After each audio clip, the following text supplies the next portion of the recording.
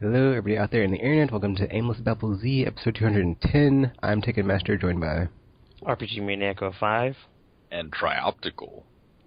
And yet again, we're streaming on Twitch Live, and we got all the bugs worked out. So, hello, everybody out there, and feel free to leave your responses in the chat as we discuss this, and we'll totally have other stuff to say. But yeah, we'll start off with the Watch Dogs delay. Then what you've been playing, and yeah, let's do it. Yes, let us. So it's crazy because Ubisoft's Watch Dogs is probably I think it was the most anticipated game out of all of next-gen releases. Just because, I think it's because it was the first one. We saw it a year before, and everyone was like, oh, that can't possibly be current-gen. And I guess they were right, because it is next-gen. And yeah, they've decided, no, we're not going to release it at launch. It needs a bit more time so that we can sell our 6-point-whatever million copies that we want to sell. So they pushed it back to spring. And it is insane. It's causing so many ripples. One, yeah, it's the most anticipated title, I'm pretty sure, of the launch lineup for both next-gen consoles. Two, a lot of places were bundling them, Watch Dogs, with the console because it was so anticipated, and now... That's the one I pre-ordered. Yeah, and now it's like, what happens to those? Well, we know what happens to those. Everyone will still get their consoles when they want, and if you want to keep the same amount of money on it, they will send you Watch Dogs later when it comes out. At least that's what Amazon's doing. Not sure about the other people. So yeah, that's slightly related. They also delayed The Crew to Q3 of 2014. No. So I know, yes, for Tekken, this changes everything. Right? Yes, it does.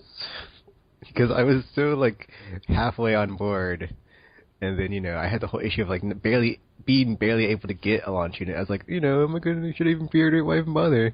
It's like, there's no real games we're interested in. It's like, well, at least Watch Dogs will be, way better than the current gen version. And then it gets delayed, and it's like, well, besides that... slim pickings for what I want to play on day one with my PS4. I mean, yeah, it's free games and stuff with PlayStation Plus and indie stuff, but it's like, dude, I don't buy a $40 console to play. It's like, I don't sit down to eat dinner and go for the salad. It's like, I want the meat. So, I'm kinda iffy on if you want to keep my pre-order at this point. Man. Yeah, I guess for me... Well, personally, I was most excited about the hardware itself, so this doesn't really change that too much. Every game was just sort of a bonus. In fact, I'm not sure I was even going to pick up Watch Dogs at launch. Most likely, I think I'll pick up Killzone. But, yeah, I totally see Tekken's point. I think a lot of people were all saying, oh, yeah, Watch Dogs is going to be the game for next gen, even though even on Xbox One, it's like, what else is there now? It's such a giant void, a crater of explosion, just dead. Exactly. In fact, and even though Watch Dogs is coming out on current gen as well, I don't know, of all of the games that are cross-generational, that one seems like the one that most people are saying, get the next gen one or just don't get it. Because Battlefield, it's still pretty fun on current gen. I could see people buying that on current gen. Ghosts, people buy that to run around and shoot people in the head. They don't really care how good it looks. And if they've been okay with Call of Duty so far, then it's Call of Duty. Yeah, it really highlights the issue of this next gen's launch lineup of supposedly air quotes being the best ever, because it was such a cheat of oh well, we have yearly games or games on yearly release schedules anyway, so it's not like you're gonna get something that you couldn't have gotten outside of this console generation. It's coming out the same day. It's just it might look a bit better, but beyond that, what are you really missing from not getting down the current gen? And then current gen is just killing it. So it's current gen, it goes back to my point I was saying before when the current gen lineup is so good. You could just pass up next gen because it's so much better. It's like GTA 5. well, Watch Dogs isn't even an open world game, so that's like one less. And like, I doubt Assassin's Creed 4 will be better, because like, dude, I'm like no longer on that train anyway. So it's like Assassin's Creed, sorry, you're dead to me. So it's like, haha, no, thank you. What Battlefield? Like, but yeah, Borderlands 2 is like still pumping out DLC that I've been playing, and like friggin' Batman about to come out.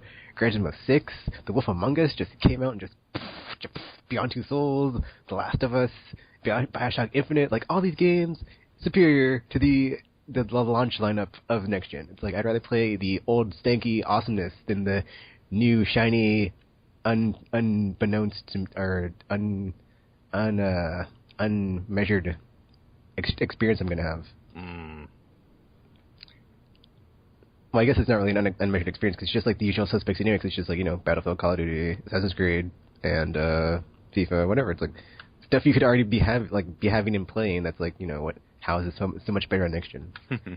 So the question I've been asking myself is, who do you think this affects more? People who are pre-ordering PS4s or people who are pre-ordering Xbox Ones? I'd say Xbox One because they still have Dead Rising 3, which I don't know. It's still like open world and zombies are still hot and fresh, kind of. So you think like this is a more and to me, I've never been a big fan blow to PS4? Because I've never really cared about Killzone, and like Gran Turismo 6 is going to like eclipse Drive Club, so it's like, you know, if you're going to be playing one racing game this fall, it's not going to be Drive Club. But isn't Drive Club free to play though? So. Well, it's but it's not the full version. It's like a something edition.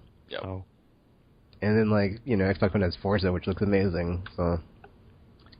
See, yeah, I'm sort of conflicted. On the one hand, I think PS4 just because, you know, the franchise is, well, it's hard to say. I think it depends on different people. I think the people who pre-ordered PS4 because they've always been PlayStation fans are going to still be totally fine with the launch lineup on PS4. Yeah, I agree. Like, Killzone is a big deal, and, you know, a lot of those people are excited not for the AAA games. Yeah, they are excited for the indie, the strange little games that are going to be coming out on the system. And there's a bunch of them coming out at launch, and just like the value there, if you've been a PlayStation Plus member, you know, since the beginning, going to PS4 is like, well, already you have, you know, they just announced today that Flower, Flow, Sound Shapes, and Escape Plan are going to be on PlayStation 4, and if you already own them, then there's cross-buy, and you get them all on the PS4. Plus, free-to-play stuff, DC Universe Online, Blacklight Retribution, PlanetSide 2. Just like, there's still a lot of sort of PlayStation-centric content that I think PlayStation people are going to be fine with. But then, you know, I'm not sure how many people there are like this, but I think there's a lot of people who have jumped ship from the 360 and are going to PS4 just because of, well, everyone knows what happened. And I'm not sure how this affects those people. I mean, are they looking at Killzone and thinking, well, I've hated it for 7 years because it's not on my console, but now it looks pretty sweet? Or are they saying, oh, Watch Dogs was my game, and now it's like, Watch Dogs is gone. Do I even buy the system at launch? But there is still like the problem it solves of, well, I don't have to worry about getting one, like when there are none on shelves. Sure. And like it's such a scarce commodity to come by, I can still like at least have the system and not like that's taken care of at least, even like, though there's nothing to play. But or I guess not nothing to play, but like the thing I was looking forward to playing day one is not there. The people who are most excited for it are the ones who have pre-ordered, probably. I mean, I guess, or I don't know. You think Tekken is a rare situation where he was only kind of excited for it, but he pre-ordered anyway? I had the money lying around. I had this bonus, and I don't know, because he was saving up for it like every I had to put my plan in place early because I had to. If I like, you know, they're all selling out. I was like, no. So. Man, that's interesting. Yeah, Xbox One, I think.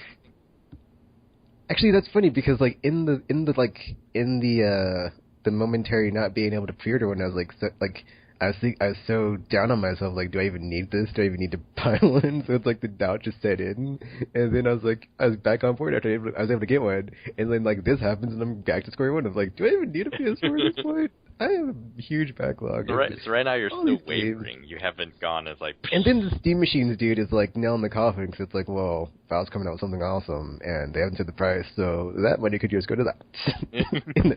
and I could, be like, sorry, PS4, I can just play these awesome PC games with a controller now, and, sorry. Until, the order comes out, and getting some off other topic, stuff I think that's I would exclusive. just buy, like, a Steam controller. I don't think I need a Steam machine just yet. Those controllers are still weird. But yeah, this is... For the Xbox One community, I mean, they have Dead Rising, Forza... Yeah, I don't know, like, are racing games really blockbuster? They're pretty. Well, yeah. That's So, sort of their sole purpose in the launch. so like, at launch it's going to be very, oh, this looks amazing. But see, if you're just going for graphics, then, like, don't you think things like Killzone look more impressive than something like that? But it's like, that genre is so tired if you're not, like, if you're into Call of Duty, you're just going to play that, and, like, if you're not into Call of Duty, it's like, you're not going to, I don't think you're going to be like, oh, Killzone, that's where I want to be right now, playing that. Interesting. Like, the feelings people have about first-person shooters are just so strong, like, you just know where they stand, like, one way or the other. It's not going to be like, oh, Killzone's, the Shadowfall is going to persuade me to keep my pre-order because I'm going to get it day one and just play that and play some Watch Dogs. Yeah, I don't think that's going to happen. Like, I played Killzone 2, and I was like, well, I'm done with this franchise, because, so, yeah. It's like, the story's not really going anywhere, and after people had their reactions to 3, I was like, well, there's no reason to jump back on, ever, so, bye, Killzone.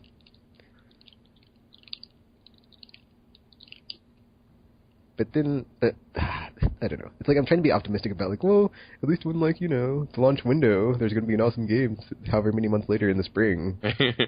Watch Dogs can still be in that launch window, as they seem to be getting bigger and bigger.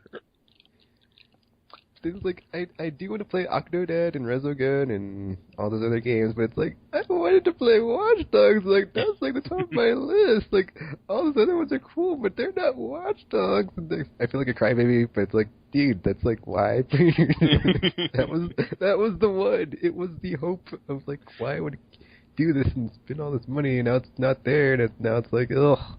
So Resogun is one of those games that you would say is, like, too cheap to, buy a next-gen console for. Yes. But, well, the thing is like, there's so many of those for PS4, though, like the indie and, like, small games. It's like, okay, let me try to think of making an analogy. It's like, okay, that's not a good analogy. Okay, so, like, I would say Watch Dogs, I'm trying to, like, make, like, an analogy to, like, comic books of, like, Watch Dogs is, like, your, your Spider-Man, your Iron Man, your singular hero that you go to of, like, yeah, this is going to be an awesome experience if I see this movie or read this comic. And then it's like, the B tier of, like, those Resogun games and, like, Octodads and, like, whatever. It's like a collective of them. It's like their collective gaming awesomeness is, like, enough to be like, okay, I can get myself through this. So it's like a X-Men. It's like, okay, I'll check this out. Cause it's like, there's enough of them and I can just play, like, they're all cheap, like, small bites. I can just play through and, enjoy them all. But at the end of the day, it ain't no Spider-Man, that's for sure, so I don't know. So it's like the lesser X-Men characters who, together as a team, can do cool stuff, but alone is just like, well, Jubilee. Pretty much. Which is why X-Men books are so fun sometimes. Wow, Resogun is a good Jubilee. Lots of articles. I'm sure Jubilee can be just as dangerous as all the rest of them. Has Jubilee ever had her own, like, book? Like, Marvel's Jubilee? I'd have to look it up. It's possible. I think they all have at one point. Really? Maybe. I cannot imagine that. All of them. Because really, why wouldn't they? Why not? They might not make enough money, RPG, duh. Yeah, but all they have to do is just put X-Men as the title of the book and then, like, put in small letters the character that's starring in it, and people will buy it before they realize it's going to be too late. No, new X-Men, no. new X-Men book. This Oh, isn't no. the X-Men movie. This is X-Men Origins Wolverine. No. Maybe That would be terrible. maybe back in the day, but I think people are way more savvy than that now. I don't know. You're giving people way too much credit. Because all you see is big old letters, X-Men, and then I can't even think of a terrible X-Men to use as a example, but they exist. I'm sure they exist. Just need to find one with the lame power, like talking to mice or something. Yeah, that's useful. You're fighting Apocalypse. Ratman. Yeah. Good luck with that.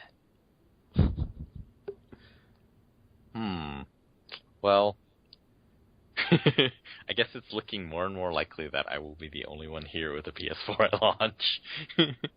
Well, to be fair, they don't have any games at launch that I want. So, it was bound to happen eventually. Yeah, I'm more about, like, the hardware itself. Like, I'm excited to see the UI stuff and just, like, to hold the controller. Why don't you just go to a GameStop? Play around with the camera thing. Play the demo kiosk thing. But then when you've done all that traffic, what are you going to play? They'll be all like, oh, let me look. Oh, well, I guess you'll have the free games. But then... Yeah, and also, like, since downloads are so big, you know, that's going to take some time. There's no excuse for this.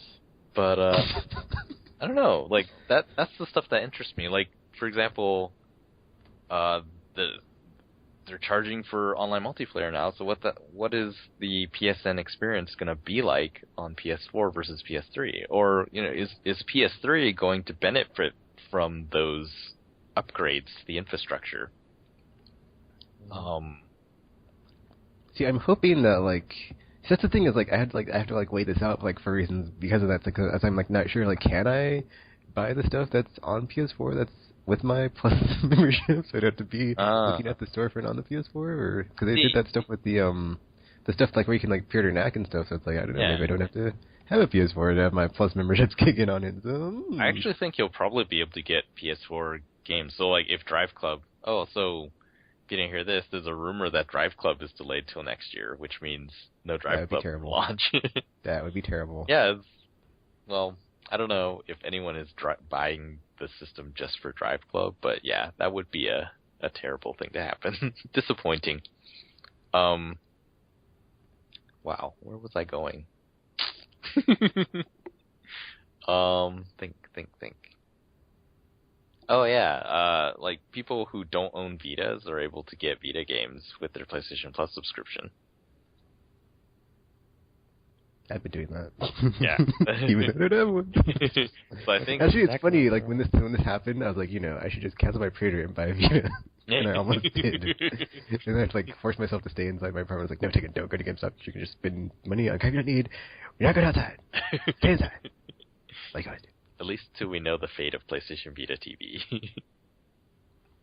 Yeah, I had to have a emergency splurge session on PlayStation Store of like, oh, let me just add $100 to my account and go spin it away because I can't spin it on PS4 now because I'm probably going to cancel my pre-order. I don't know. I was in such a weird mental state that day. It just ruined my day. It was so weird. It's crazy. Yeah, I think there are still things to be excited about, but yeah, as we're seeing more and more, there's very different tastes in games.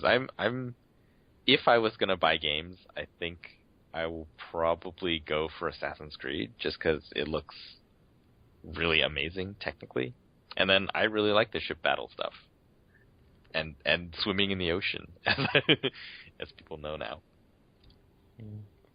You have a feeling like when Batman gets here, it's like if they announce more DLC or like more support for him, I'm just like F you PS4. I'll just play Batman.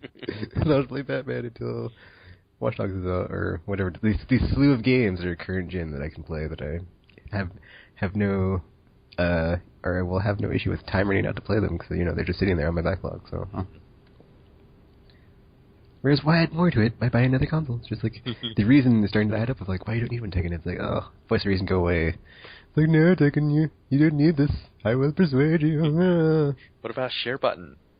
I already have all the streaming technology that works. So it's like why do I need one more thing?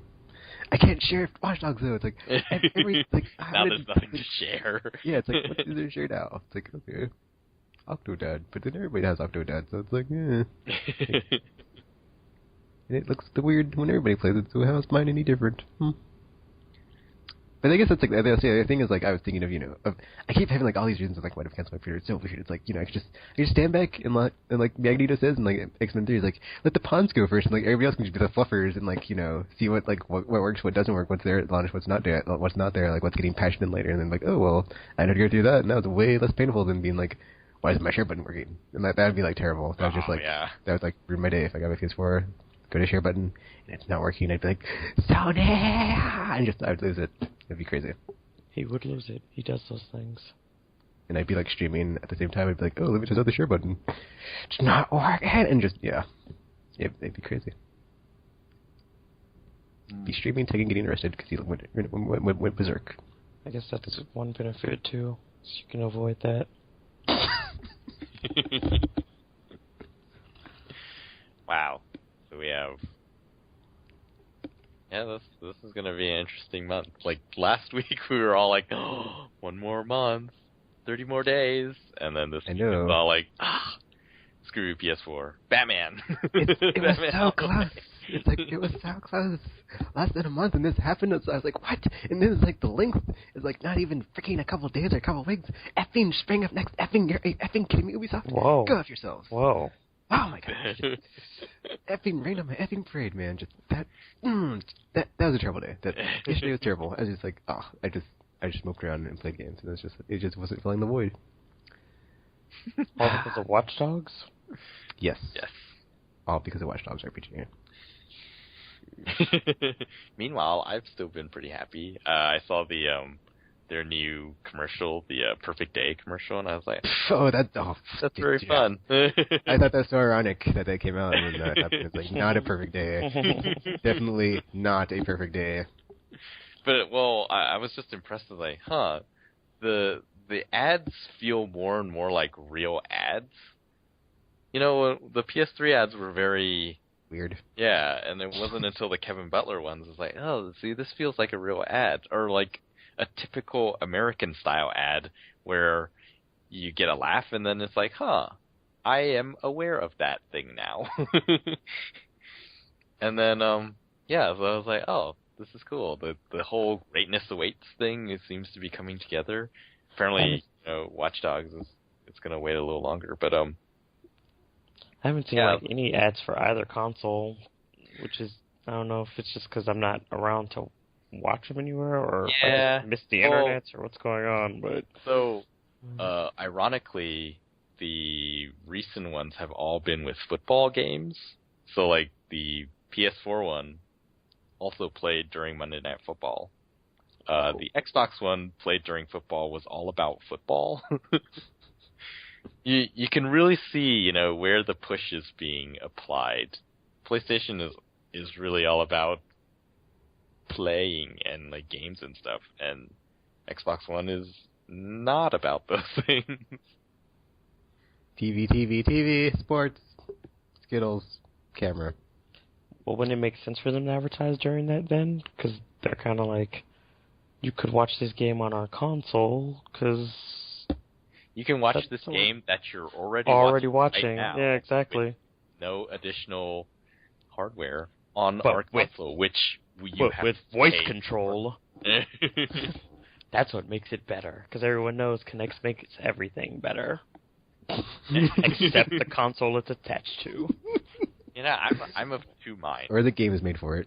I'm of two minds on the Xbox. Because they're all terrible. On one hand, I feel like, yes, on launch day, throughout the holiday season, you won't be able to buy an Xbox One, because that's what happens during console launches. But on the other hand, I feel like people who think that it's impossible for Xbox One to fail are sort of crazy. Like, that happens.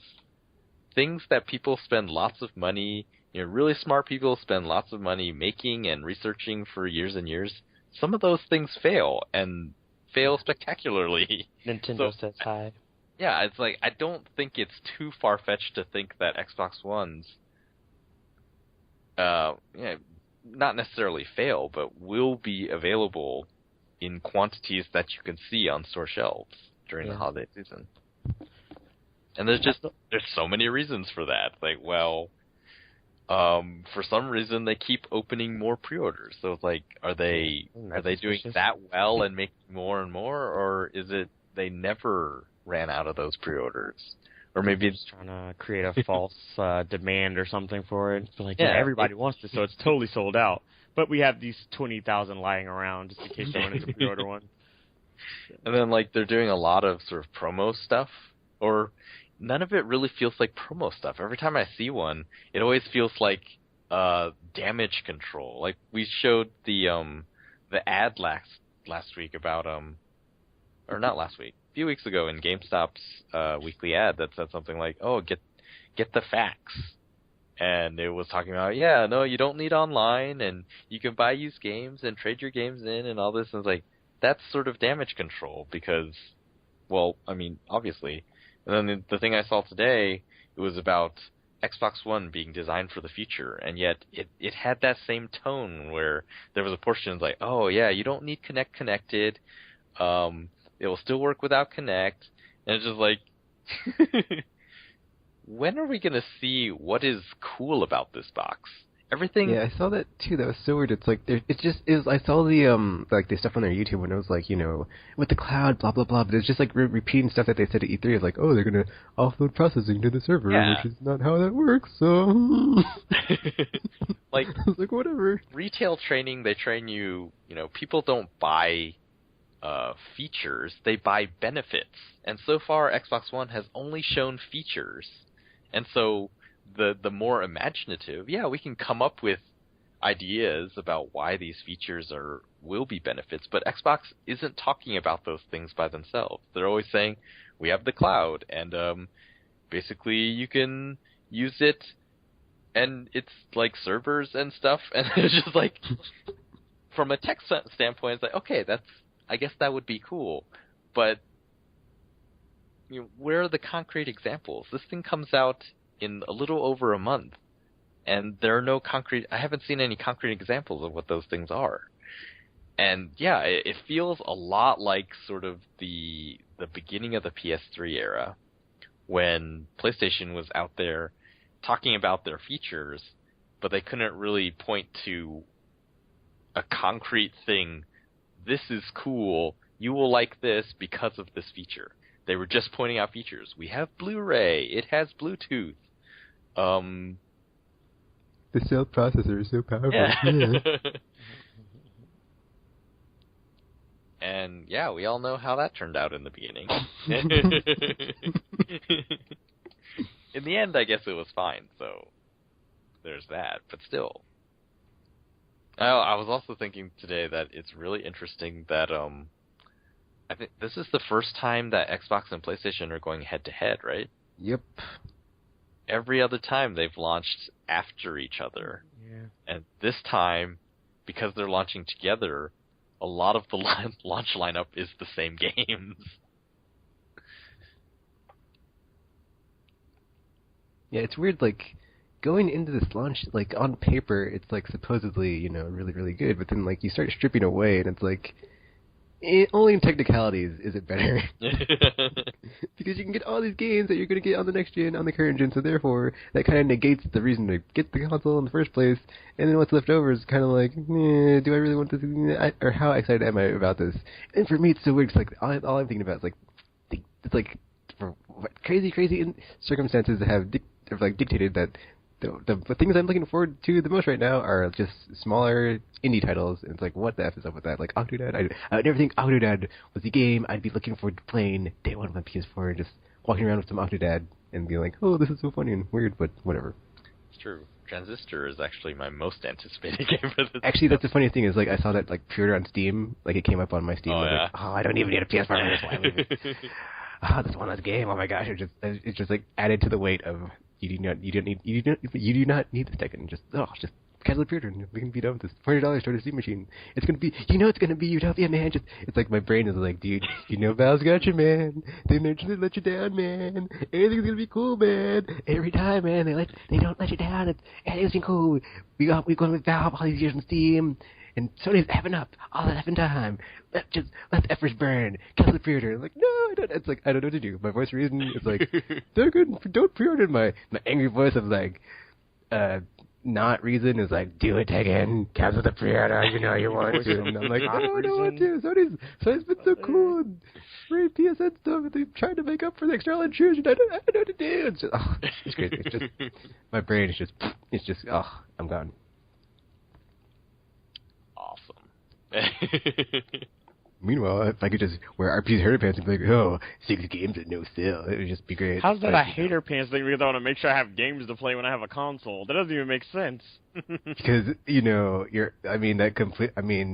can't join in the fun of, like, getting hit by the hyper, like, me and Tropical, we're all dancing here, like, come along, you belong, PS4 launch, yeah! And, like, you're just, no 6 games, F them. Yeah, all this how dare I be smart with my money? You're right. Boy, I am insane. Join us RPG. Drink the Kool-Aid. It's delicious. All this reaffirms to me is that the sane... That will make you happy and not a hater. The sane people are excited just for the hardware. Because it's insane to be excited for the games for all the reasons that Tekken just... Yeah, you're right. Yeah. Like games and consoles. Seriously, I am crazy. I don't know what's going on. Just only the sane people... The same people are only excited for the hardware, because that's the only reason to be excited right now. Yeah. Well, I mean, technically it probably is. So, do you want a $500 remote that you can control with your voice? That's sort of exciting, so there you go, Xbox One. Then I don't have to worry about all those times I can't find my remote when it's sitting right next to me. So, I mean, come on. Come on. I don't know. You guys are insane.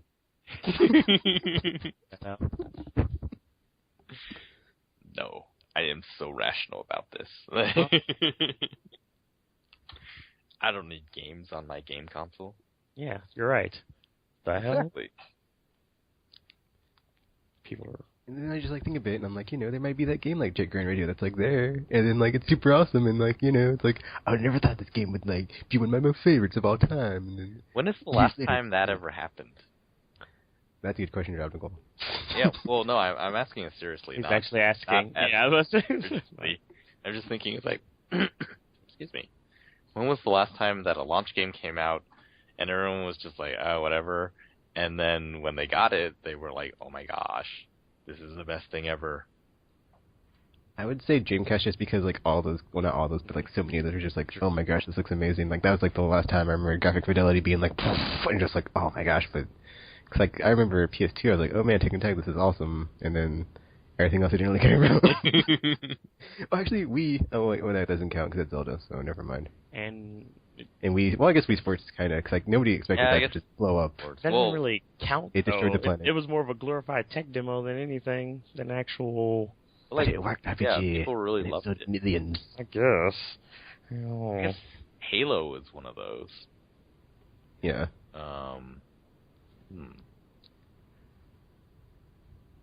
Now, the PS3 was not one of those systems. Dreamcast, the Wii. Yeah, Zelda doesn't count, just because people were... That's the reason I bought mine. Expecting it to be a... That's when I got it. I was like, I got my Wii and I got Zelda. I was like, alright, and I played it. And, years later, it's the reason why I dropped out of college, but whatever, man. It's cool.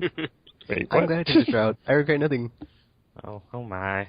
Yes, two. Not really. I can't even remember the launch games for most of the consoles I owned or own currently, so... See, for me, it's like, I don't remember the games, I just remember, like, that one that was, like, the... Like, for me, it's like... But, like, for me, it's like Dreamcast was, like, the one that had, like, the most. And then, because, like, Soul Calibur, and freaking Sonic, and freaking Jet Grand Radio... How'd that work out for Dreamcast? Hey, I'm just saying. Day one, they had the games. Yeah. I mean, yeah, it didn't work out. I bet they did. But that might be an omen alert of like maybe you don't have a software. I was about to say maybe you want to have a bad launch, so people are like, now they have to wait. They'll buy it, and you can kind of extend the life artificially because it's like, well, I have to hold on to this console until a game comes out for it instead of all the games coming out at once. It's like, well, I have all the games, so probably nothing else good for this console, so we can all let it die, kind of thing. So, yeah, I guess sort of the argument for keeping the pre-order is eventually you will be getting one, right? Yeah. And that's the thing is, like, it's not going to go down in price in, like, the next 12 months. Yeah, that's one of the things. So, you know... It's like, begrudgingly, I want everything to play, but... Yeah. Well, the thing is, like, you don't know. There's a lot of games coming out that we really don't know anything about. Granted, they are... I think the funny thing is, like, for me, is, like, you know, that was the only, like, air quote, AAA console game. Like, the rest of them are just, like, downloadable games. And it's like, I'm not gonna... That's, like, so crazy. Like, that would not have been possible before this console launch of, like, not even, like, going out to get a game that's on disc to be like, oh, this is the one. And now it's like, I have to find the one through these mini these mini untested small games, and I'm sure there will be one that will, like, be there. I mean, I know Audio Surf and friggin', you know, Beat Hazard have drawn my heart in, so I'm sure there'll be one that'll be like, alright, this is the one, I found it. I like Morpheus now, yeah. I'm looking for the one.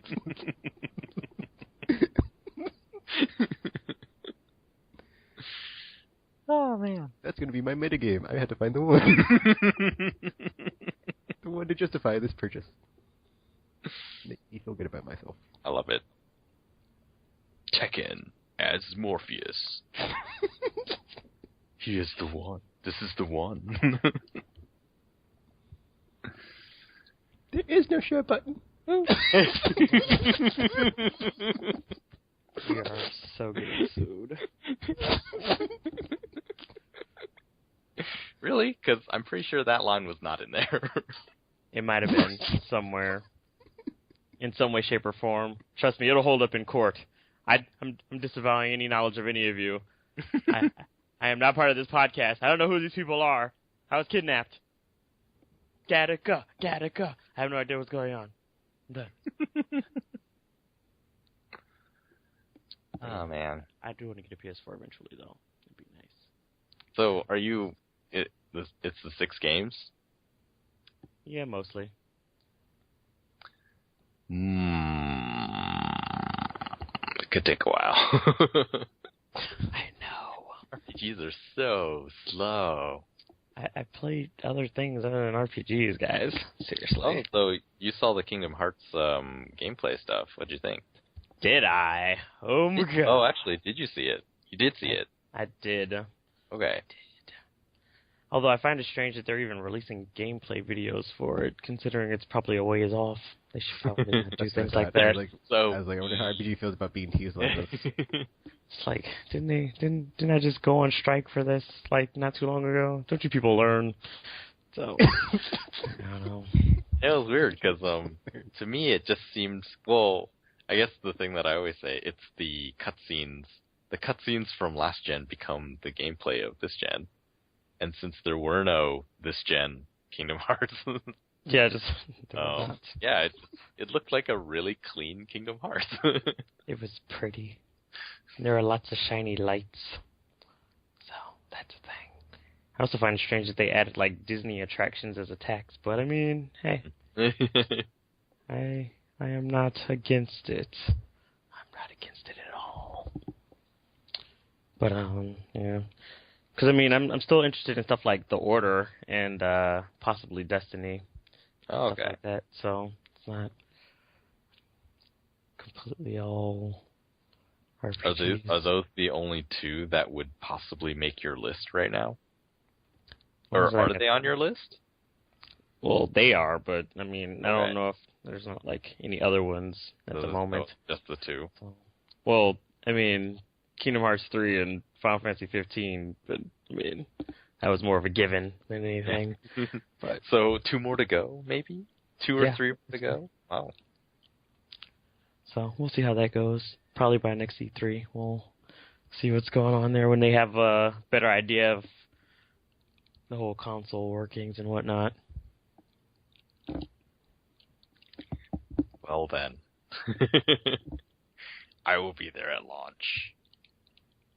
He will be. I kind of feel like I'm obligated since I was like Wii at launch last gen. It's like I have to like get something at launch of this gen that passed on Wii. Like, I kind of feel obligated. Like my gamer card is like, you know, you're gonna pick in. Yeah, these you gotta go through this, man. We're not gonna back out even if the game gets delayed, man. Could you just play it later, man? Whatever, man. Because you didn't get a Wii U, so I mean, this would be your last chance for the new gen to get a launch one. So exactly. You might have to. In the back of my mind, I'm like, well, if I put all these videos up on YouTube, I get way more subscribers. They don't have one. Yes. More views. Because I actually made like $7 off my YouTube. And I was like, yay, $7. So, it could go up. That'd be great. You could get a Taco Bell box and win it. Yes.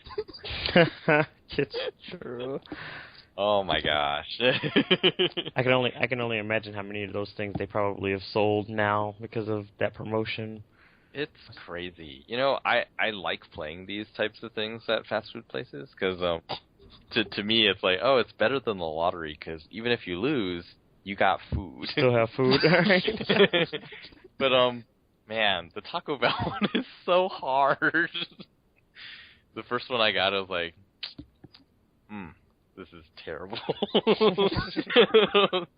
I think they actually messed up that burrito. It was just like, it was all the bean paste that they used, and it was like, that doesn't even sound appetizing at all. It's just like, I thought there was meat in these. And then the next one I got was like, oh, there is meat. It's like, so there was no meat in the other one. It's like, man. No wonder that. So not only did you not get a PS4, you didn't get any meat. I know. And I was like, I wish this was at some other fast food place. Like, Taco Bell ones are hard. Because I have to eat them. Yeah, right. You could just give them all to your wife. Nah, she doesn't like them either. That doesn't matter. It just prevents you from having to eat them. And then you could still justify it. Or give it to your baby. Be like, she has to learn to eat fast food eventually, right? So. Yes, eventually. So here, have a burrito. Oh wait, she doesn't have teeth yet, does she? Yeah, that's what they make blenders for. It's fine. Not enough.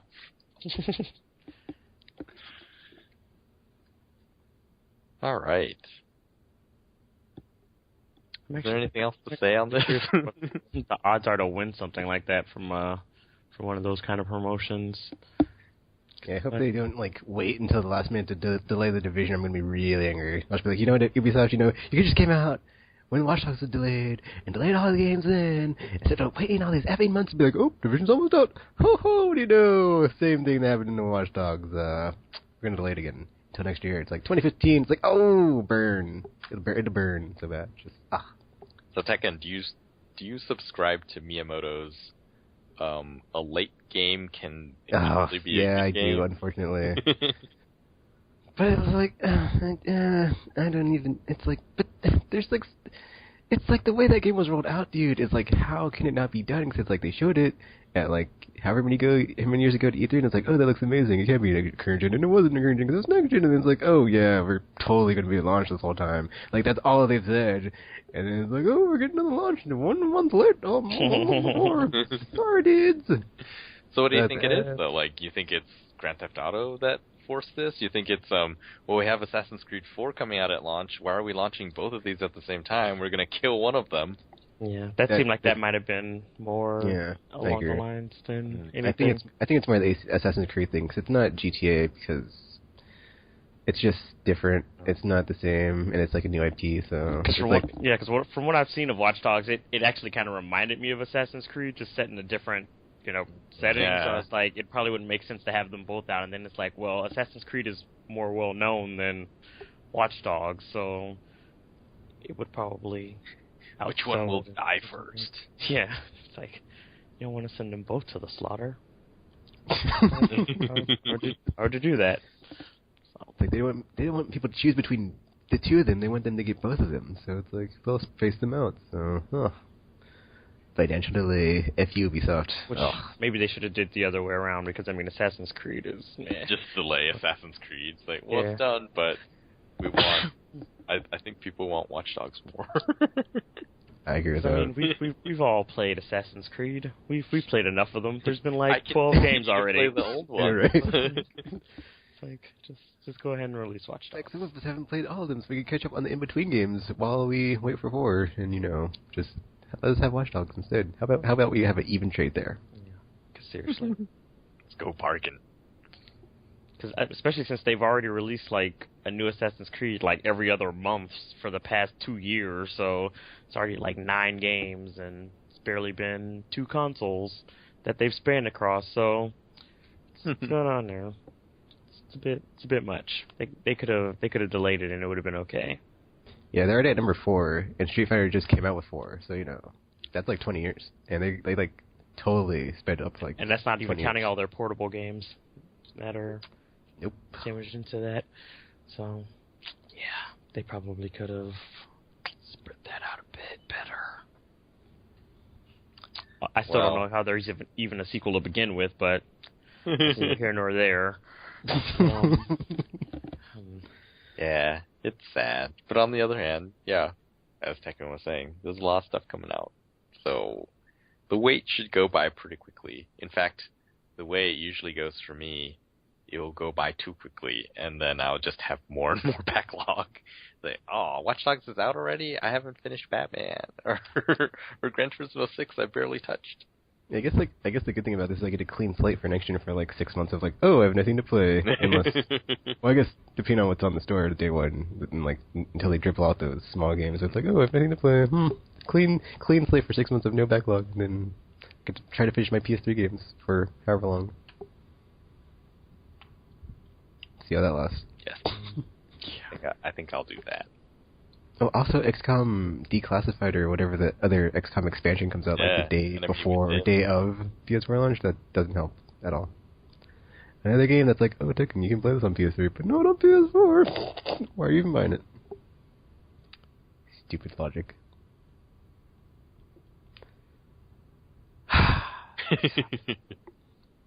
Alright, I guess we can move on to what you've been playing. Come back after this.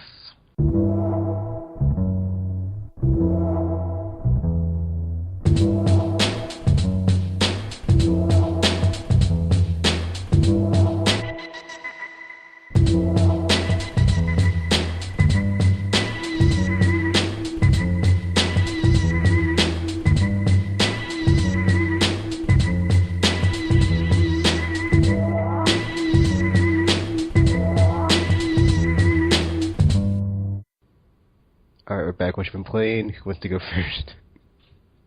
RPG? I mean, I guess I can. I never really been playing all that much.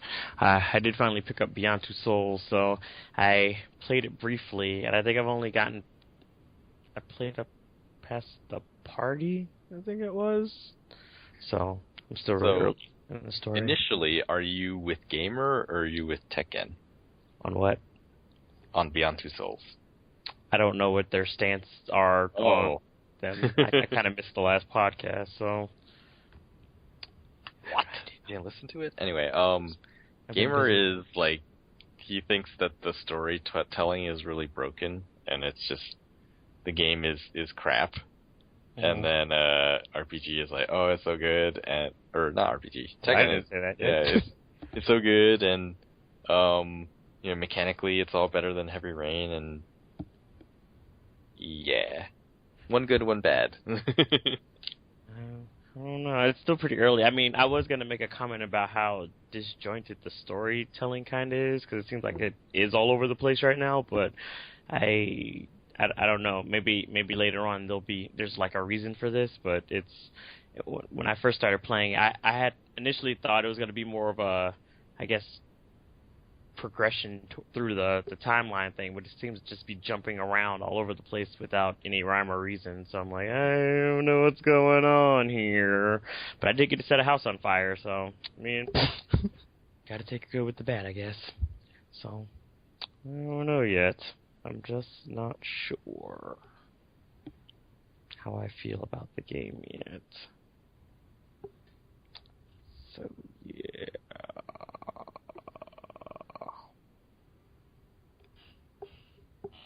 Is that it? Just that one? That's the only game I've been playing. I haven't really been able to play much of anything recently. A lot. So. Well, I guess before we get into Tekken's buffet, let's see. Yeah, I played a bit more Beyond Two Souls than you did. I'm also not sure yet how I feel about it. 'Cause oh my gosh. Whatever. I don't care if I'm the lone defender of this game. It's not so much that you're a lone defender. It's like it's kind of early to tell for me. I'm just saying, dude. I'm saying I don't even care how you feel when you're done with the game because I'm ready to defend this one. What if it really isn't just not good? You know what? I got to the CIA section. I was like, you know what? This is going to be F the Hitters 2.0 because the mechanics are so on point. The story is so effing good. The performances are so effing good. F the Hitters just suck it. I don't care. Just, oh my. That seems like they want to go. We can go. We can take this outside. Street, like the light post, the swing. I don't care on the playground where we want to go. We can go, and I will fight you and stuff. Yeah. Oh. Wait, so you loved it all the way through? Yes, all the way through. Interesting. I guess because I didn't actually start playing it until after I heard you guys not really argue over it, but yeah, I had heard Gamer's opinion and Tekken's opinion, and so when I started playing it, that's what was on my mind. Of like, so I'd go through chapters like, okay, it is non-linear in the way that Gamer said it was. I'm not really sure why. And yeah, that's what I'm saying. It just seems like it's just doing it just to do it. There doesn't seem like a real reason why it's so disjointed in the first place. I guess I have some ideas like why it would be. I don't know. Is there a story reason for it in the end? Kind of. Okay. There's not really a reason, but I can't say try to go to finish the game. Okay. Yeah, because like my guess is that in order to cover all of this amount of time, they couldn't do it linearly. But I don't know, for me, it seems like it would have made more sense if they did, because it kind of shows like a progression up to, not only to the point where she starts telling the story, because I'm guessing it's going to end up to where she is now, but it's like, it would have made more, it would have seemed like it would have made more sense in terms of like, her and her connection to whatever's going on with her, rather than if it was just like her and random events that happened during the timeline. It's like, well, this happened and this happened and then this happened, but these all happened at different times and all over the place. And it's like, because like the order that they've placed them by default, you sort of like there's connecting themes to each scene. There'll be I don't know, like, not necessarily the subject matter, but like part of the scene that you're playing. Yeah, it like carries through. So there is a thread that connects them all. It's just like chronologically they're all out of order. And I think and I'm not sure. I'll probably have to ask Gamer next time if he plays them all in order, if he likes it better. But it seems to me that it would feel really strange if they had put it all in order. Because if you think about, I think the pacing would have been like worse. Yeah, because it would have been so slow at the beginning. If you think about that some people wouldn't even have got to like the later parts.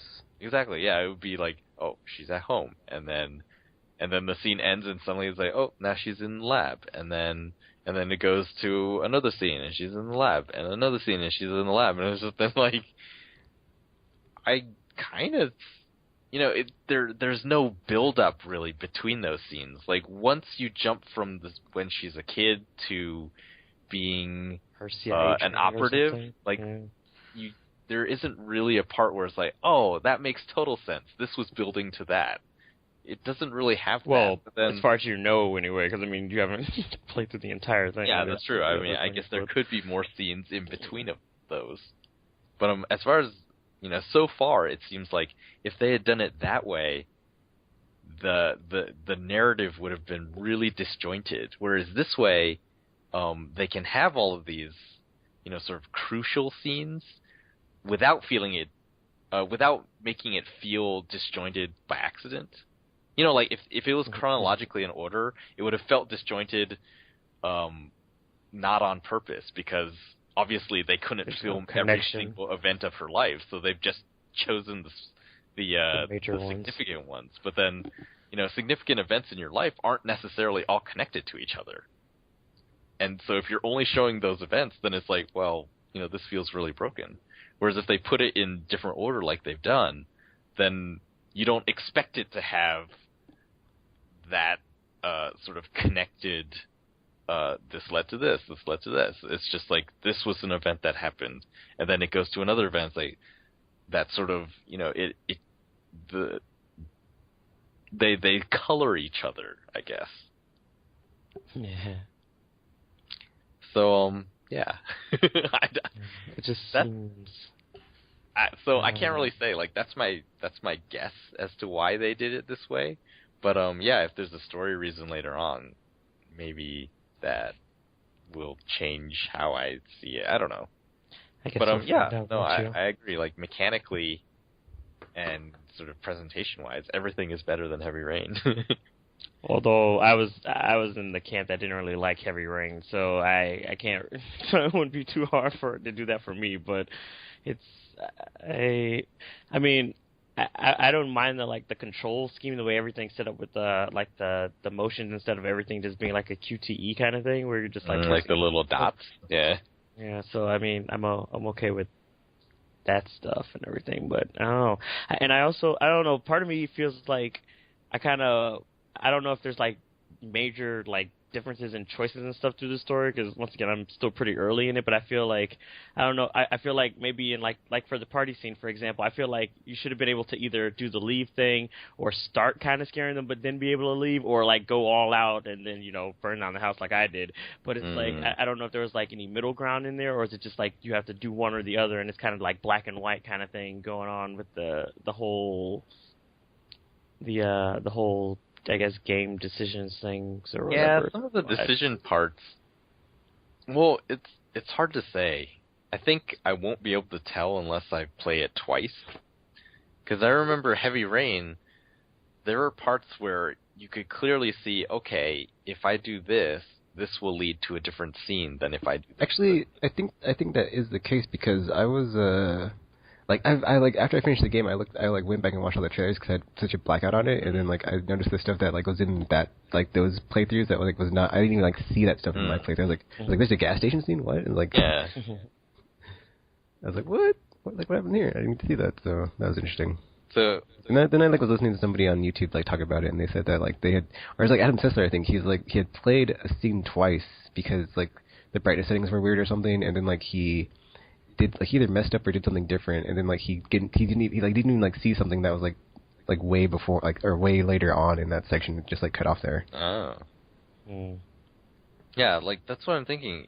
Playing through Beyond just once feels very confined to a set path. It feels like you don't have a lot of choices. But then I'm wondering, this one, some of these games, it's just I feel like playing them once is enough. It's okay, that was how the story went, and I don't really want to ruin it by peeking behind the curtain. But with Beyond, it feels like I can't even tell where the choices would be. With Walking Dead, I like to think, oh man, what would have happened if I did that other thing, which was clearly another option. Whereas with Beyond, it feels like there was no other option, right? I had to do this, and if it's the case that there are other options and I just did these, then it's wow, the narrative is actually really good because it all made sense. The thing that in my mind made sense was the thing that I had to do, and it felt like that was the only thing I could do. That's how I felt. A real choice. And I don't want to go back and play through it again. But you have to, Tekken. You have to. But that's a real choice. Instead of being a game where it's ooh, do I want to see the good side or the evil side? It's oh my gosh, this is the situation I'm in. I'm doing this, and you didn't even think of it as a decision. You just act, and then for Beyond it. In retrospect, I'm was there anything else I could do? I don't even know.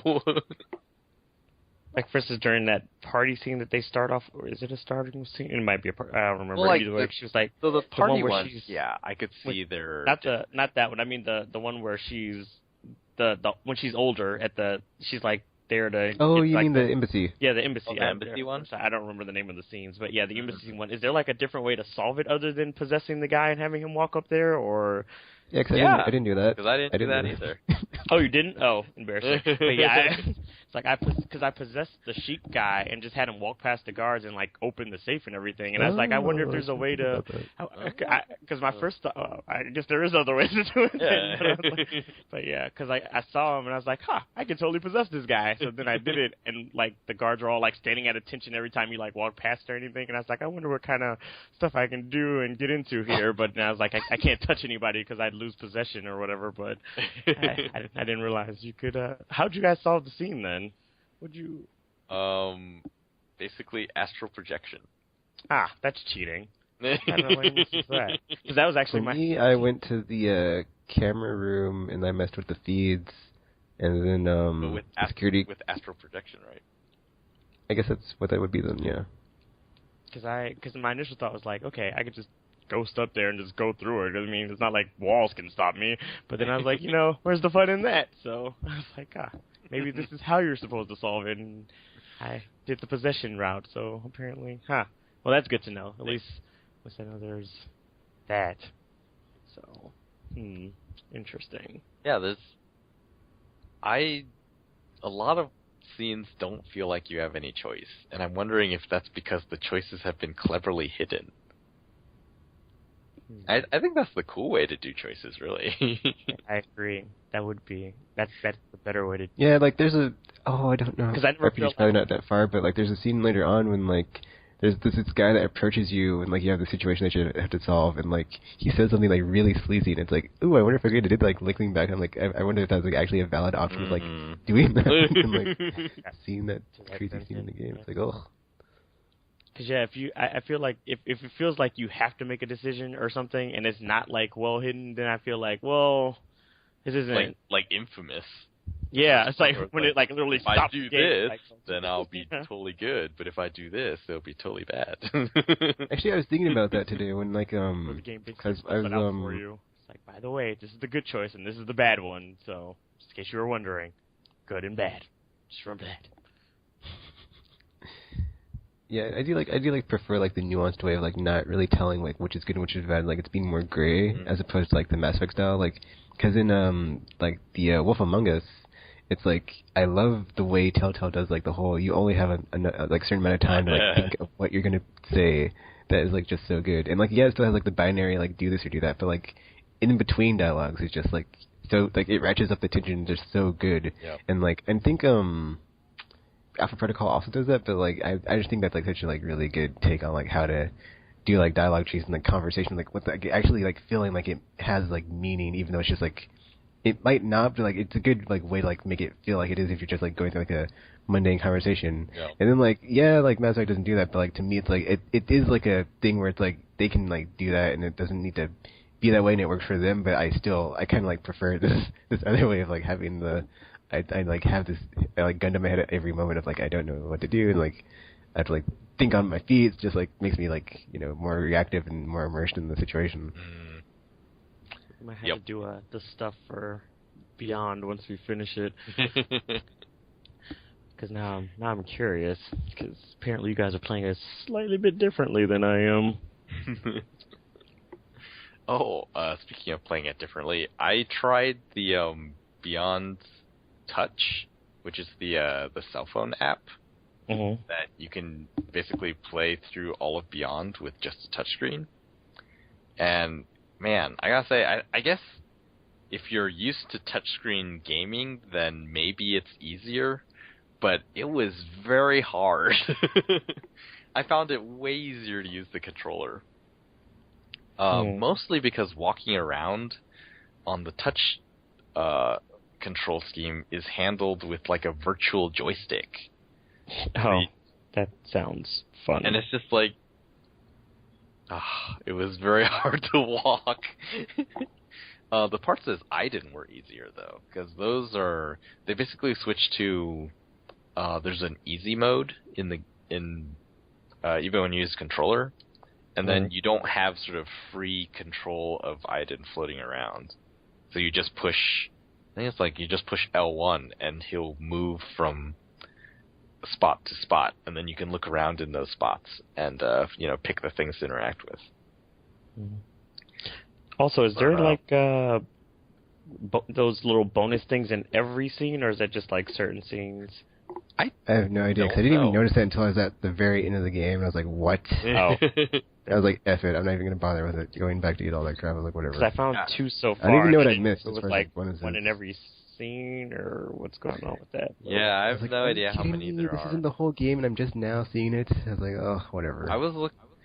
I saw one. The first one I saw was in the experiment. Because when I saw like those green, like there's a certain part later on when like you see that you can get flashbacks, and I thought that's what those were, but like you went up to them and they didn't have the same thing, so I was like, oh, this must be something you can't interact with. So I didn't know it was just something you'd like scan to get freaking bonuses. I was like, oh, whatever. So.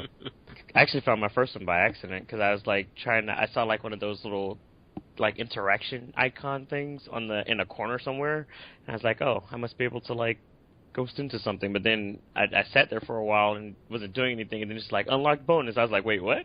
Yeah. So that's how that happened. And then I found like another one outside of the room where the psychologist guy was when she first talked to him or something. So, pretty much that is what I did. So yeah. So you didn't. Oh, never mind. Oh yeah. Beyond, I think I mostly played that. I played some more Grand Theft Auto, not close to finishing.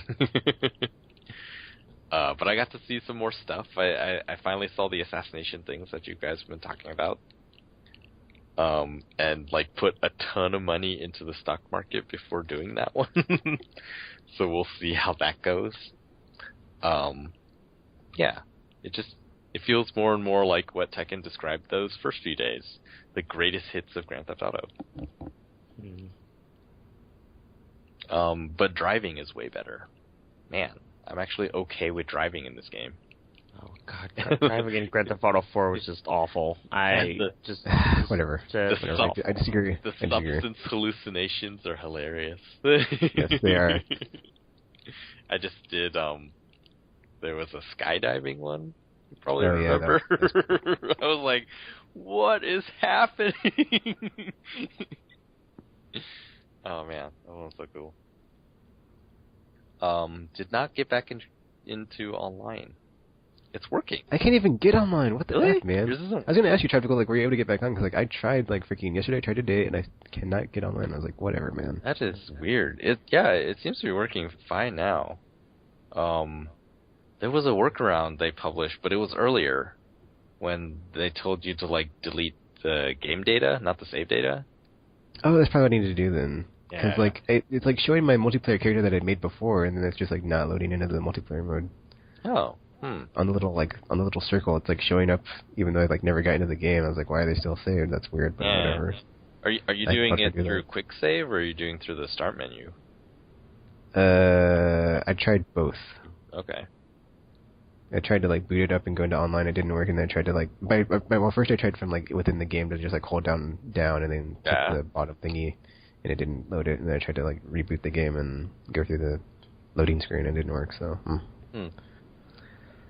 Weird. Yeah, I don't know. It seems to be working really well now.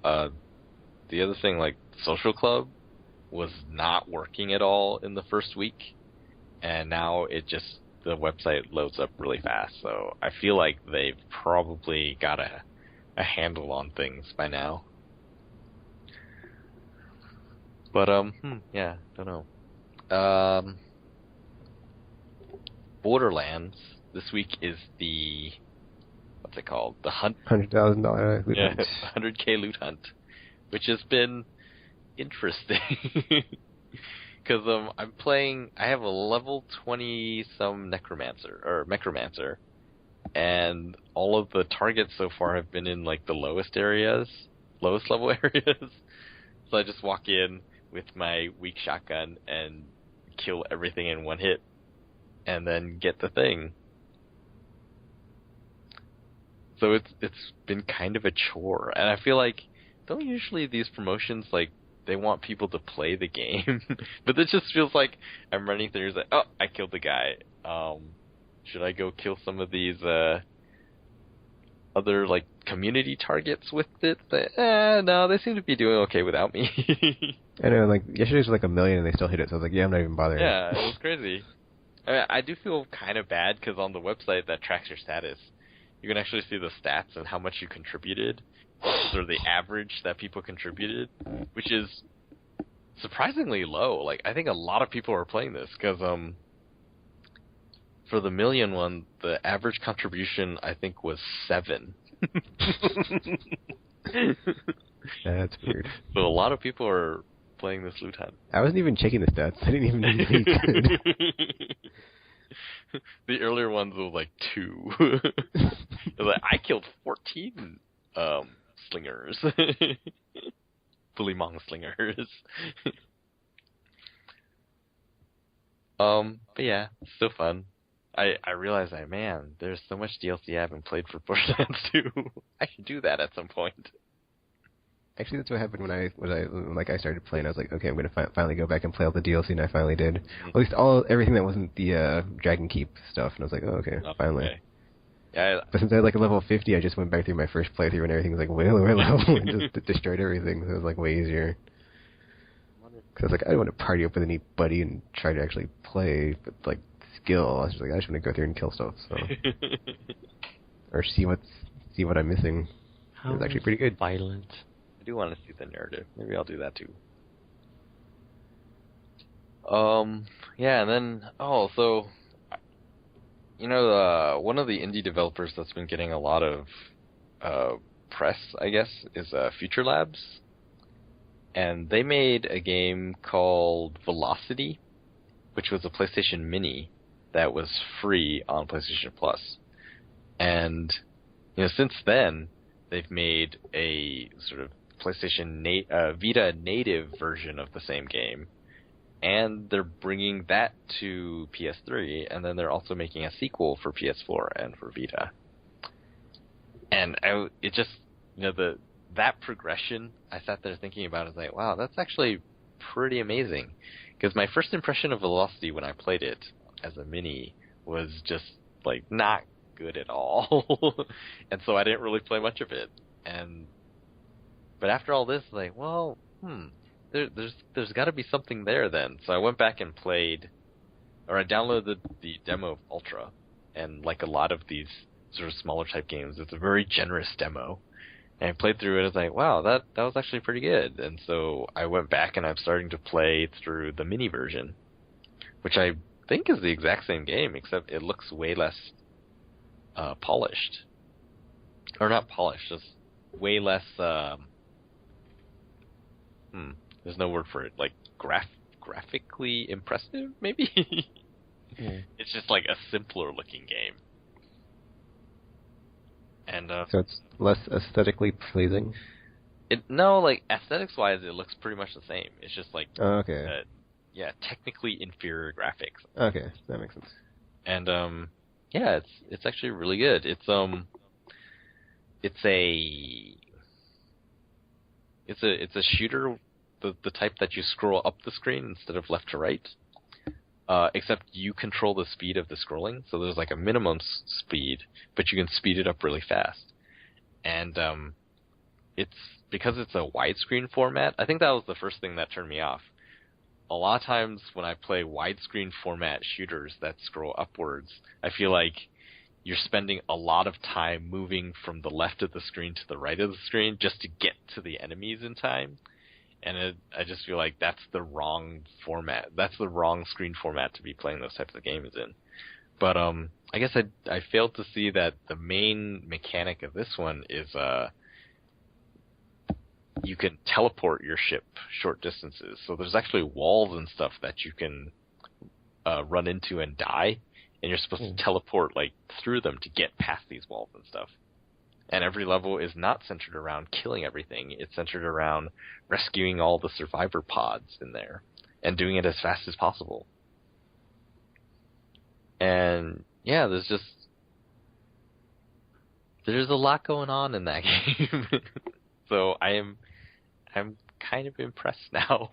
And I'm starting to think, man, was I wrong about all these minis? I think I have to go back and actually play through the minis and see what's up with them. Because if you think about it, minis is not Apple Store, app style stuff.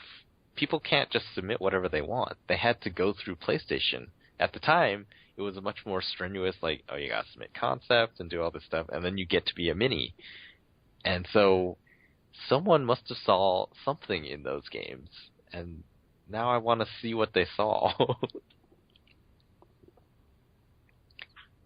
So, yeah, Velocity is the first of those, and I have a ton of minis.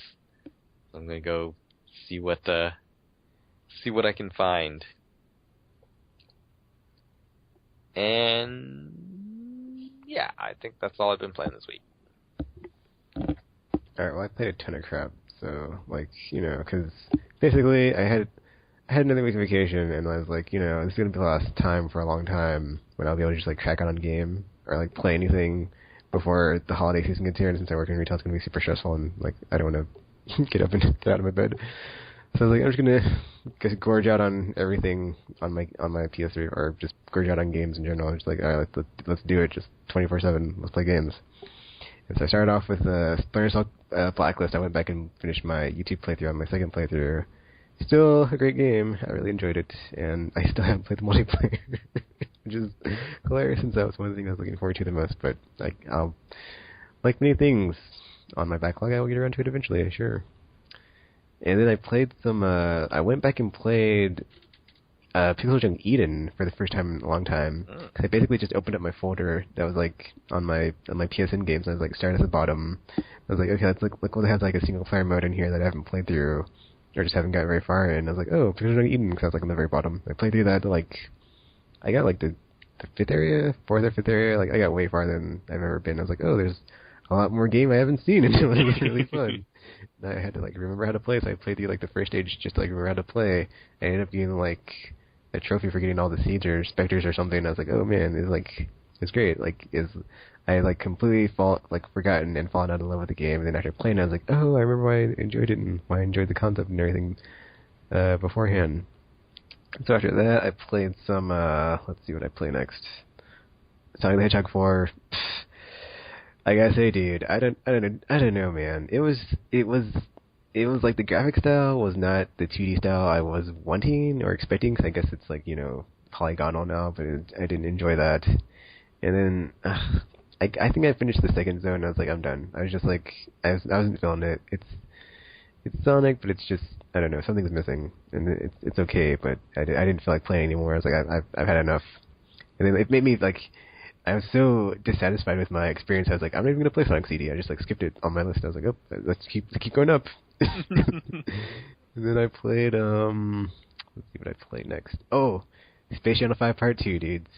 I've been like not played this game since I bought it. I don't even know when I bought it, and then just one day I just played like 3 hours straight, just like finished, or like I think it's like 2 or 3 hours long. It's not that long. And I just played it, and I was like, oh, that was a very nice, refreshing, fun time of ooh la la, up down left right choo choo. And there's like even other stuff. There's there's a lot of stuff in that game. It's not long, but it is fun, and it has heart, and it has soul, unlike a lot of games right now. And I played some Daytona USA for the first time ever, because I'd never played it before. And I was like, oh, it's okay. And I think that was the end of my PSN game binge, because I was about to play some Tokyo Jungle or some Unfinished Swamp, but then the Wolf Among Us came, and I was like, oh, I gotta play this, because I was like, oh, because like they had like an announcement it's coming out soon, but they didn't say when, and then it's like just like Friday or like last week or whenever it was out, it came out, and it's like it happened. I was like, and they're like, oh, I don't know. I was like, oh, I mean, okay, I'm gonna play this game, and if you basically it's similar to, it's not a 1-to-1 like repeat of The Walking Dead. It does a lot of things differently. Like the inventory is better.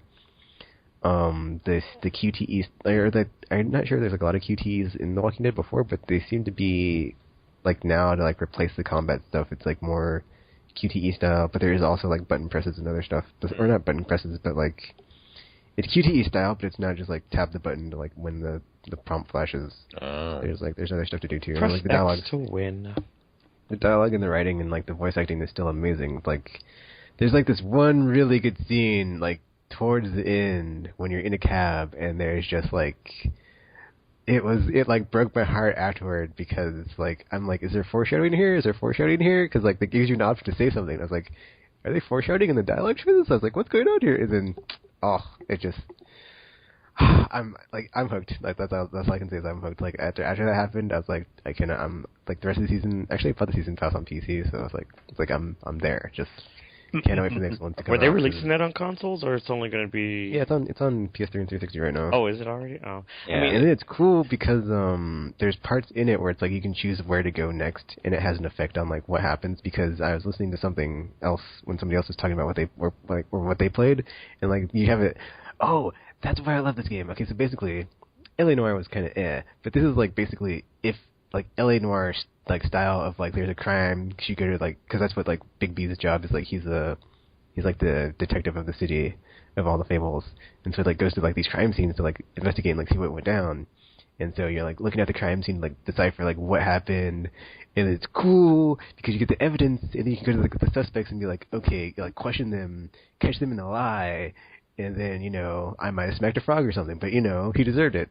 And he was lying, but, like, it was great. Because you have, like, this whole different, like, it's similar to, like L.A. Noire, but it's got all the, like, awesomeness that was missing from it and just so much better. Just, so good. Just, I'm in love already. Just can't wait. Just so good. And then, after that, what did I play besides? But yeah, Wolf Among Us, I totally, like, thumbs up. Recommendation: you need to play this game if you enjoyed The Walking Dead. 'Cause it's basically just similar with like different setting, different premise, and like different characters, but like really really similar.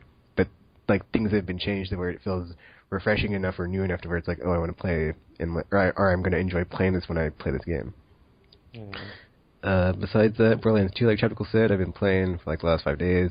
And then yesterday, I didn't get like the gun drop from the dude or the whatever the target was, but I was like, whatever. So it's like, and I've been like getting like level 50 of them because I've been playing on the not the Ultimate Vault Hunter, but the one that unlocks like on the the second playthrough one, not the crazy Vault Hunter mode that's like super hard one, but like the second Vault Hunter mode that's above normal. So I've been playing and everything I've killed is level 50, so they drop all the level 50 versions of the guns. But I guess apparently when I was playing with who was I playing with? I don't remember. Someone on my friends list. It was Chaos. Yeah, I was playing with Chaos like back in the day after finishing the campaign, and like I got all these like really awesome guns when I was playing with him, and they don't even come close to the guns I already have. So I'm like, I'm getting them. I'm like, these are okay, but I'm not selling them because I'm keeping them from my other characters that aren't level 50 yet, and I'll just give them to them. But it's like, I'm not having anything super awesome. Kind of disappointed in that, but yeah, whatever. Let's see, what else did I play besides that? Oh, I played Papers, Please for the first time. That's what I bought with my YouTube money. So I bought Papers, Please. It's not. I don't know. I wasn't feeling it. It's kind of okay. What happened was like I played it and then I was like making mistakes like left and right. Like my first playthrough, I was like I didn't even notice what I was doing wrong until like afterwards, and so I got like the crappiest ending, which is like you don't get to play for very long. It's really weird, like the way that they restrict that, but whatever. And then I was playing again. I was doing really good, but then I got to the part where I needed to interrogate somebody, and I couldn't figure out how to interrogate them, and it was just like I couldn't really progress farther. So I was like, oh well, I've kind of had my fill of this game anyway. It's not the bee's knees that I heard it was. I mean, yeah, I kind of feel bad for like denying people access to the country, but whatever, man. I'm doing what the government tells me. So that I kind of can see like what the game is like. You're doing these things that like someone is telling you to do, even though you feel bad about it, and like you can't really not do it because you're forced into that situation. And then like the bad ending I got the first playthrough was like your family gets taken away and you get in prison. Oh my! Or you get put in prison, they get put in prison. It's like, oh my gosh, this is like it's like, oh yeah, you're doing stuff for the government, but as soon as like freaking you cross that line of I'm gonna be looking out for the small dude, they're gonna like squash it like a bug. So I was like, oh well, Papers, Please. Ouch, that's really really sharp pincers there to put your point. I also Borderlands 2. I went back and played the DLC. So the Scarlet Witch, or not Scarlet, Scarlet Witch. That's Scarlet. I mean, Captain Scarlet's quest for the booty thingy. That was a pretty good one. The arena one with the yelling dude. I can't remember his name. The twerk guy. That one was okay. And then the Sir Hamlock's challenge was funny because like the ending was just hilarious. And then there's all these hunts that you can go on. So I'd say I'd recommend the Scarlet or Captain Scarlet one and the Hammerlock one, even though it got better reviews. I enjoyed it. And then the Torg dudes maybe it's not recommended. It's like if you can't get more, or if you need more Borderlands 2 fix, go ahead and get it. But if not, I'd say pass on that one. It's kind of And then I played a bit of Batman Arkham City for the first time in years because I'm kind of trying to make my not years, but like the first time in a long while because I went in to like get this medal that I've been missing for a while on the predatory stealth challenges, and I just want to brush up on the basics before Arkham Origins gets here. So GTA 5. Well, I didn't really play GTA 5 because I couldn't get it online, but I did have it in my drive spinning for like 40 minutes trying to do that, but it didn't work. So and then I guess I didn't play those games, so they don't count. But also Street Fighter. I did play some Street Fighter actually. That's what happened. So man, okay, this is kind of a funny story. So I was wanting to play Street Fighter because I was like, somebody's got to pay for this. Like during the Watch Dogs thing, I was like, I'm gonna take it out on everybody online. So I was like, wanting to play Street Fighter so I could like beat up on people and just like get it out of my system. Oh my! And then like I went to the PlayStation Store because it was on sale, but I didn't know it was like the full digital version and not just like the DLC version of like added to the Super, which I already had. So it's the arcade edition, which I thought I already had, which I did, but I didn't know that the one in the store wasn't it because I was so like furious at the time I didn't look at like the 18 gigabyte file size before I went to the checkout. And so like that ended up happening, and then I also picked up Remember Me and Okami, but I haven't played those. And then Super Street Fighter 4 I played a bit of, but I didn't play it online. And then Street Fighter 3, and Gil is still a cheap bastard boss, and I hate him, and he can go jump in a volcano and die and melt, because he's a jerk. Oh, also, Audiosurf 2, I meant to talk about that like the last 2 weeks, and I completely forgot, and it's really, really different. Well, it's not. The main mode of like the, I forgot what it's called. Wakeboarding, yeah, the main The main wakeboarding mode is like so different than what it was before because you have to do so many things in at the same time while you're playing now. It's because you're trying to catch waves, which catches air, and therefore you can do tricks while you're in the air, and then that gets you points. But then you also get points for getting the blocks like the colored blocks like always, and you have to try to dodge the gray thingies. But in that difficulty, the gray thingies when you hit them, they don't collect in the little thingy, they just disappear and they just take away your points. And then they have the same mono mode, which is the similar, like you just get the blocks and you stack them and they clear. And in that mode, when you hit the grays, they do collect into your little stream of blocks to hamper your ability to try to get combos. And that, like, I didn't play anything on handheld because I haven't been at work. PC. Did I play anything else on PC besides Papers, Please? Oh, I played some Borderlands 2 on PC actually, because I did like the first quest on PC and console, but then I saw that it saved on both, and I didn't need to do it on each one. So I was like, oh, okay. So I think I played something else. I'm trying to get my Raptor account open, but I don't have my mouse pad in front of me. I'm trying to do this on my leg. You played 400 Days. Oh, I did. Okay, that's what I did. I finally played my import save 400 Days DLC, and nothing was different. Well, not nothing was different, but like, actually, it's very. Oh, that's the cool thing. Oh, okay. I'm sorry. I'm about to go show Walking Dead because that game. Oh boy. So Walking Dead because it's my favorite game of last year. Trying to gush too much, but like, it was really cool what happened at the end. Was like, have you played it, Tropical? Yep.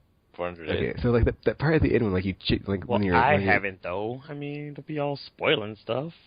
It's not a spoiler, but like that part at the end when I'm sorry. I'm so sorry.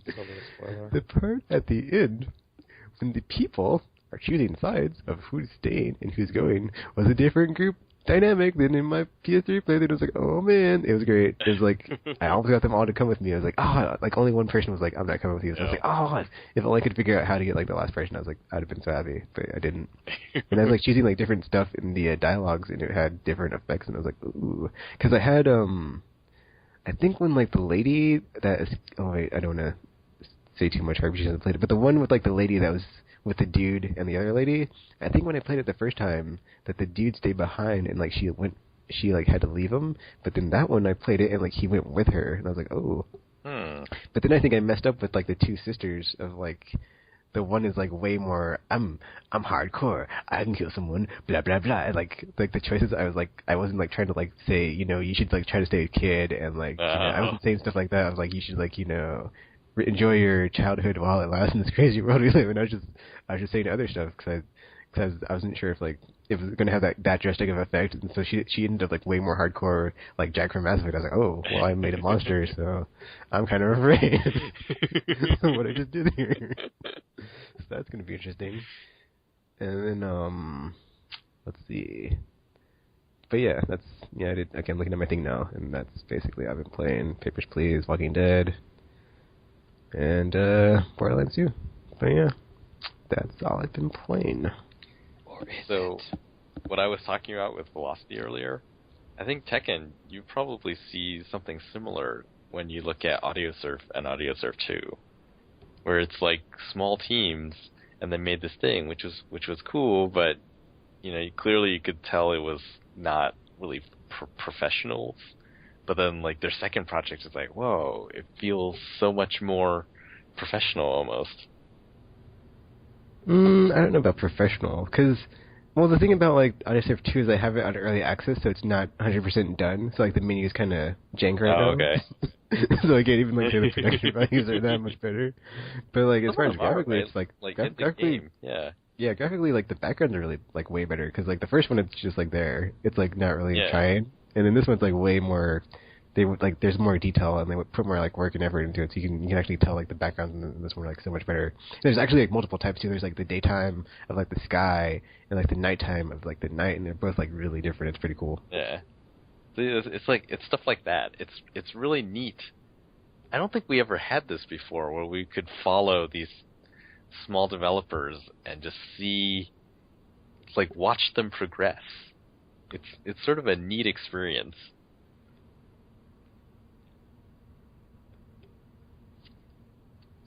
So, yeah, has everybody talked about what they've been playing?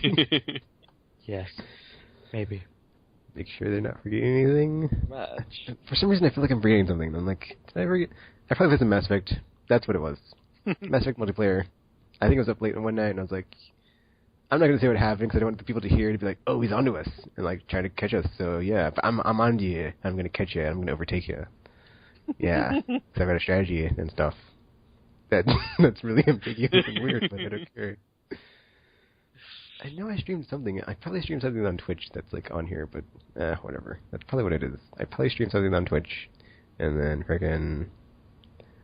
it's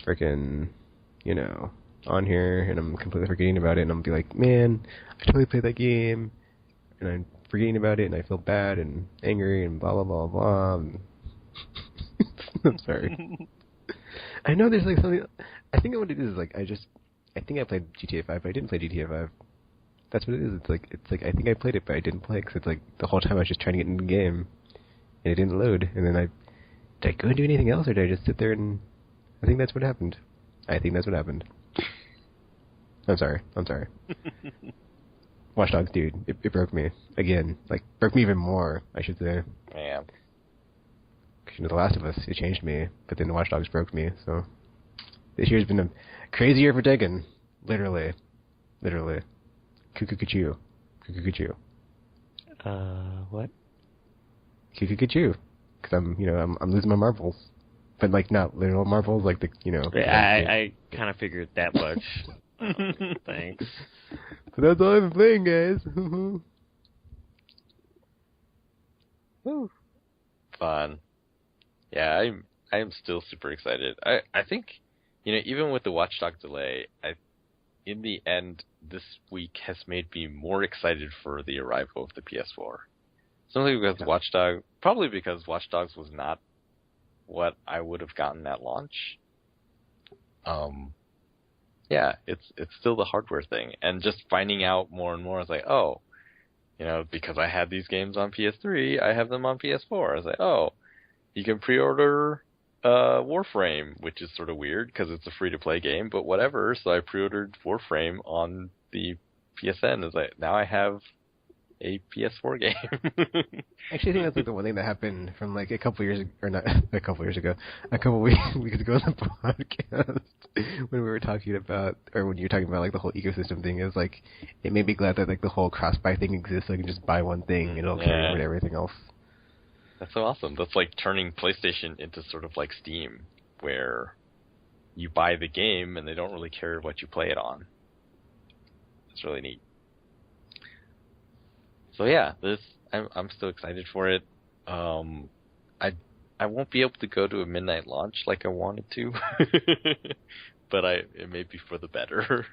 Although in November UPS is like they come later and later in the day just because I have to go to places. Yeah, so launch day will be almost over, I think, by the time I get my PS4. Sad. But, yeah, Resogun awaits. Wait, it's November 15th? Yep, it's a Friday. That day. I know, I'm looking at my calendar, I'm like, why is Batman on a Friday? Why is PS4 on a Friday? What the F, man? That's like the one reason why I'm so glad I'm off on Tuesdays, is New Release Tuesday. And then it's like, oh, it's on Friday. Sorry, Tekken. Whatever. Dang. Yeah, Batman surprised me. I was like, it's the 25th? That's not a Tuesday. Like, Now I'm going to like stay up all... Wait a minute. No, that's not going to work. Crap. I need a device strategy for Batman. The crack up must happen. Well, I'm sort of on the border with Batman. I mean, I really want it, but I don't know if I want to get it immediately at launch, because that just means more of the games I already have will go unplayed for longer, and then it gets closer to the chance where they'll be cheaper. It's like, I could have gotten them cheaper because I didn't finish it anyway. And Batman usually does drop in price pretty quickly from what I've seen for the previous two games. And not to mention the Game of the Year editions, because that's how I got Arkham Asylum. Anyway, I haven't picked up Arkham City yet, but... What? I thought about it, but then I was like, there's always something else. Whenever I decide to want to pick it up, there's always something else. There's always something else. And I don't want to end up like Tropical. I don't want to be him. He's a cautionary tale. Cautionary tale. Oh. Yeah, I'm not sure. Well, because... So there was, I think it was 3 years ago, was the most awesome game sales we ever saw. You know, it's like, oh, buy this game, get $20. Buy this game, get $20. And I guess, you know... What ever happened to Amazon? Sheesh. Yeah, like, everyone has stopped. And I remember it was the year after that I decided, you know what, I'm just going to wait and just buy all of these in bulk. So instead of getting games on release day, it's like, oh, you know, Toys R Us was doing buy two, get one frees, and then everyone started to do those. And I was like, I should do that then. Because I remember many trips to the store, I was like, oh, buy two, get one free. And I'll look at like, I have everything. So, you know, I switched to the bulk idea, and now I don't even know if it's going to happen. I don't know if there's going to be buy two, get one frees. And all the games that I would have gotten holiday last year, I think I've gotten 6 of them for around $30. That's like the one thing that Guai held off on the Vita. It was like, wait, Tekken. Black Friday is like right just around the corner. We can get a super awesome deal. And it's funny because like GameStop was like selling PSPs for like $80 for like the plus or whatever members. And I was like, ooh. And it was so weird in my mind. I was like, I need another PSP to play Final Fantasy Co-op with myself. I was like, what? Yes, seriously. It went through my head. Wow. I was like, I need help or something. I don't know. And yet I'm still the Tekken needs a break. Tekken needs a break or something. Even though it's on vacation, but he needs another break. I don't know. That was weird. I can play co-op with myself. At that point, you need some kind of intervention for your game purchasing or something. It's only a turn-based game anyway, so, you know, won't really need real-time tactics, so, yeah. Ridiculousness. A whole other layer of Final Fantasy Tactics. You know, I can play co-op. And, you know, I get the single player too, so it's like I'm getting even more game by getting another PSP. I was like, losing it. Cuckoo-cuckoo! Where does that come from? I have no idea. I've been saying that to my daughter a lot, and I was just like, oh no. I thought it came from Arrested Development, but I don't think so. I think theirs is different. Yeah, so you're pretty much letting Tekken taint you. Good job with that. And now you're passing it on to your daughter. Even worse. It's fun to say, but it's just like, where did this come from? I'm gonna look it up now. I'm guessing some Disney property or something. No, because I would have known it. Let's see here. Yeah, the Arrested Development one is like, caw. Wait, has anyone in this family ever seen a chicken? And yeah, so I have no idea where that came from. A Beatles song. Is it? Apparently. It's the Beatles. Something about I Am the Walrus or something. And I Am the Horse? Walrus? Yeah. So that's a thing apparently. I don't listen to the Beatles, so I don't know, but that's what the internet says, so it must be true. Because they can't put anything that's not true on the internet. So, yeah.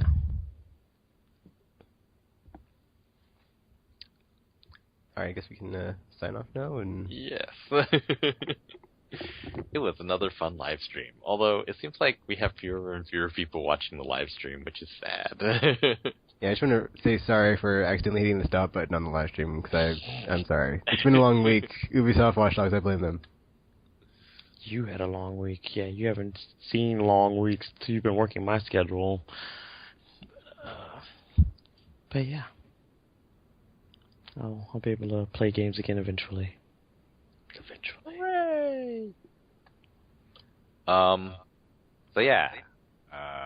We will be here for the PS4 launch, and one of us will have something to say about it.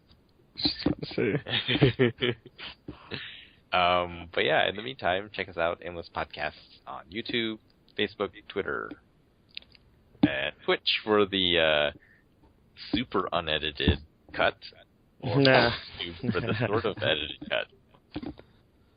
You can get all our behind-the-scenes stuff, whether you like it or not.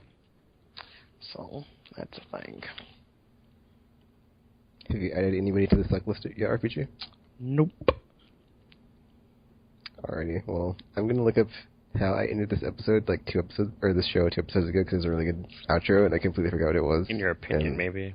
I want to know. Hey, it was like one of the better ones, and then I completely forgot what it was, so, yeah. But yeah, until next episode, or next week, or whenever you see or hear from us again, Aimless Podcasts, and we're now signing off. Just another quiet day.